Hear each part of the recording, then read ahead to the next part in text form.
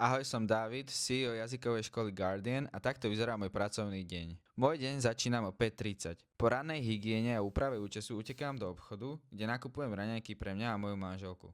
Takmer každý deň raňajkujeme sladké pečivo s našim obľúbeným bašamedom.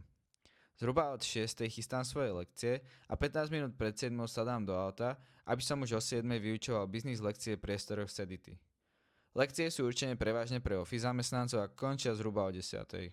10 hodín utekám rýchlo do jazykovky, lebo samozrejme pondelok ráno, správy, maily, všetko zaplnené. Ešte predtým som však musel nakrmiť naše väčšine hladné auto. V Guardian som stretol naše lektorky Lucku a Kiku, ktorá ma super privítala.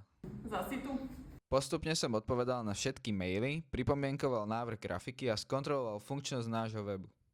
Idem domov sa nájsť. Po obede sme s našou lektorkou Heďkou išli do Hodov, kde som si pozrel našu výučbu detí v predškolskom veku. Po návrate z Hodov sme dali krátku poradu s Máriou ohľadom nefunkčnej tlačiarne. Nič nechápajúci Jojo mi dal zmetený handshake a chvíľku som si pozrel jeho lekciu so študentom.